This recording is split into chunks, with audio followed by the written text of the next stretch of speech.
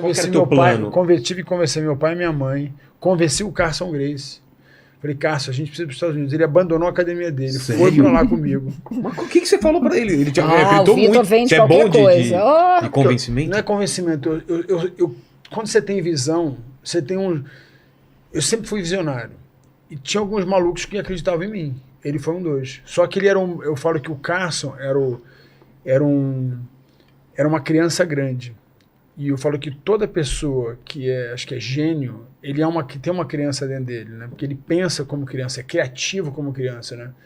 E o Carson falou assim, vamos para lá. O Carson falou assim, eu quero que o Carson tinha uma briga de Gracie, né? O Carson, ele se afastou da família Gracie, problema pessoal dele lá, que eu achava uma besteira. Eu falei, você tem que ser amigo da sua família. Não, porque o Hélio Gracie, enfim, besteira.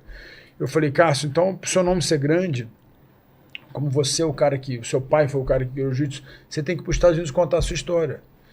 E eu vou conseguir ser campeão do UFC, né, porque o UFC era monopólio dos Gracie, né? Só lutava o Royce. Eu vou conseguir para lá, a gente vai conseguir lutar, eu vou lutar, vou ganhar, e você vai ser famoso e as pessoas vão saber quem é a sua história.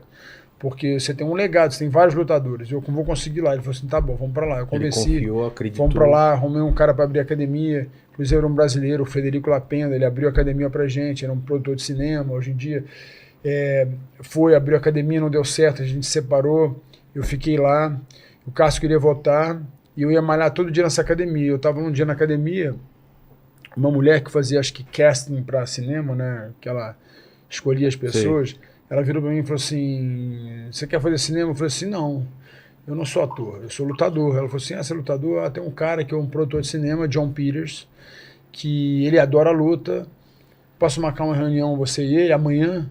Assim mesmo. Eu falei, pode.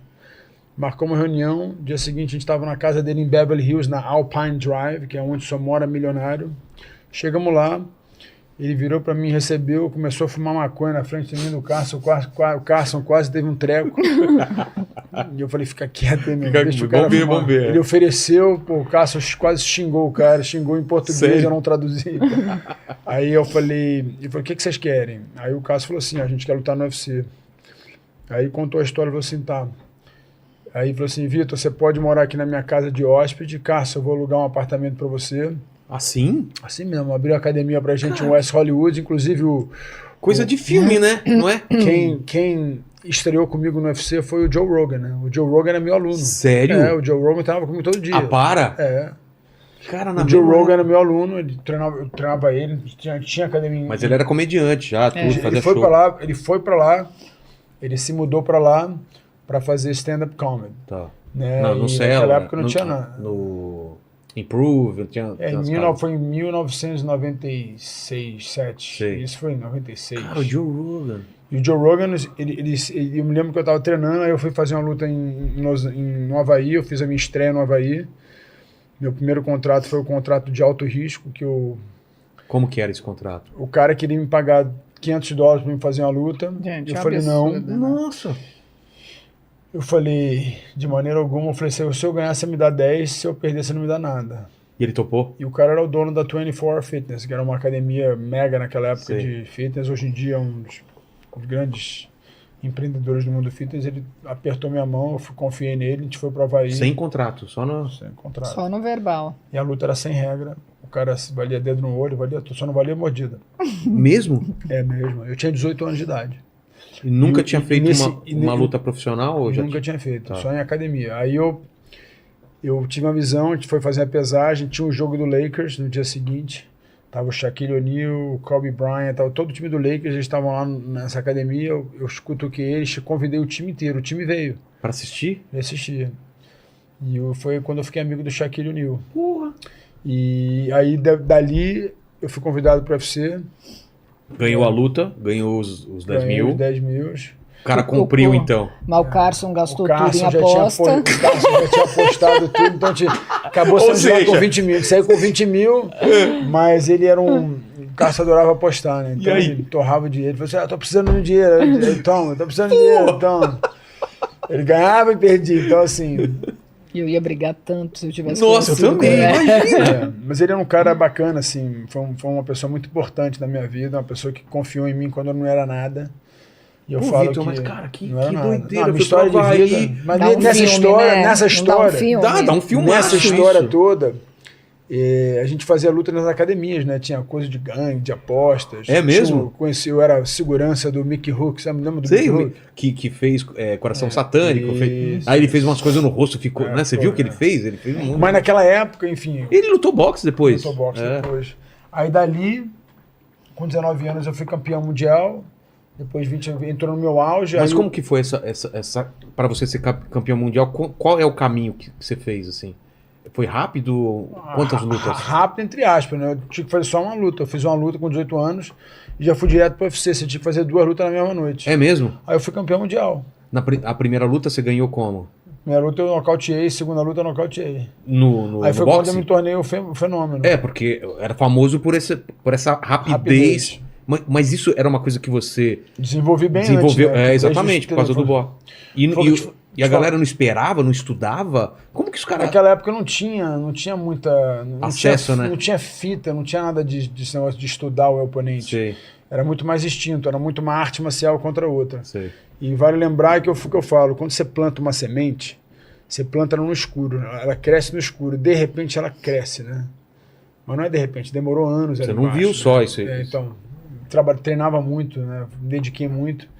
Só que naquela época o esporte estava evoluindo. Então eu trouxe a grande evolução para o esporte, que todo mundo fazia chão, era bom disso, era bom daquilo, e eu vim com essa arte marcial. Todo mundo esperava jiu-jitsu, eu vim nocauteando. Aí foi quando me chamaram de o fenômeno. Exato. Isso foi que ano? 1996. 96. E daí pra frente... Aí dali pra frente cresceu. Aí você já tava com uma grana legal, ganhando... Você ganhava quando você ganhava $50 mil quando você ganhava o torneio. E se não ganhasse o torneio, era pouco. Aí logo em seguida, quando eu ganhei, eu já assinei com patrocínio, já tinha patrocinador, que era Bad Boy, que eu fiz crescer a Bad Boy aqui em São Paulo. Caramba, né? Aí eu me lembro que o esporte nos Estados Unidos foi proibido pelo pay-per-view. O boxe começou a tentar banir o crescimento do MMA. Teve isso. Aí a gente veio pro Brasil, eu tinha visão, falei, vamos crescer no Brasil. Aí eu vim no Brasil, comecei a crescer, foi quando eu vi a oportunidade de crescer no Brasil. Foi aquela explosão do UFC. Aí o UFC era mais famoso no Brasil do que nos Estados Unidos. E tanto que o Brasil foi o grande percussor para que o Brasil, os Estados Unidos ganhasse. Aí depois migrei pro Pride na época, aí os caras compraram o UFC, me chamaram de volta. Quem? O UFC comprou o Pride? Ou o Pride O UFC comprou o Pride.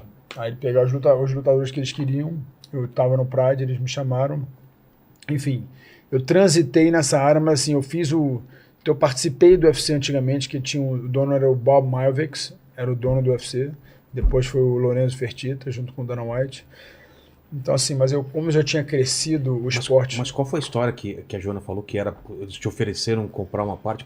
Que época que foi? Foi nessa? Não, eles me chamaram para fazer um contrato. Eles queriam me contratar na época, quando eles compraram o UFC. Eles começaram a contratar vários lutadores. E quando eu sentei para contar com eles, eu falei assim, Vitor, a gente precisa de você, a gente queria muito que você viesse. Eles eram o próprio agente do Chuck Liddell e do Tito Ortiz, era meio antiético. Né? O cara tinha era um business meio familiar, mas meio da máfia italiana. Era tudo meio... Com Lorenzo e Frank Fertitta. Eles estavam acreditando numa coisa que não tinha valor nenhum no mercado. Naquela época não tinha? Nenhum no mercado. Tanto, inclusive, o John Peters, que era o cara que me ajudou no início, ele podia ter comprado o UFC por $2 milhões. Eu me lembro que eu estava lá, eu falei, compra.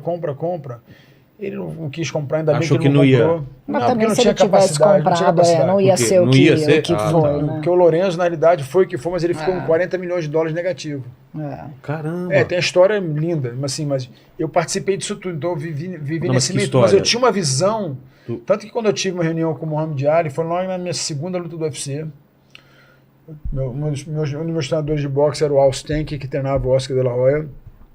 Marcou reunião com o advogado e o Muhammad Ali. A gente foi almoçar, me lembro que minha mãe fez uma surpresa. O Muhammad Ali saiu de trás da porta do hotel, fez uma surpresa. Foi um momento fantástico. Eu ainda falava com ele tinha um tradutor, que era o cara que traduzindo. E os caras apresentaram o contrato, bem aquela coisa, assina aí, e achando que iam me comprar. E era uma grana. Contrato milionário. É mesmo? É boxe, né? Milionário. Eu era um contrato de $2 milhões. E aí? Só que naquela época você ganhava $50 mil. Então? Aí eu olhei para aquele contrato, eu falei assim... Balançou? Não, eu olhei e falei assim, eu vou poder fazer o boxe e o MMA? Eles falaram não. Eu falei, como é que eu vou ganhar esse dinheiro? Você tem esse dinheiro aí agora pra me dar? Eu era bem direto. Eles falaram assim, não, esse dinheiro é o seguinte, você vai ganhar ele assim. Aí você começa a ver como é que ele é distribuído. Eu falei assim, beleza, se eu puder fazer os 2, eu fecho. Se não puder, não. Foi assim, foi eles foram irredutíveis nisso, não podia. Eu fui irredutível. Isso o quê? 1997? 97.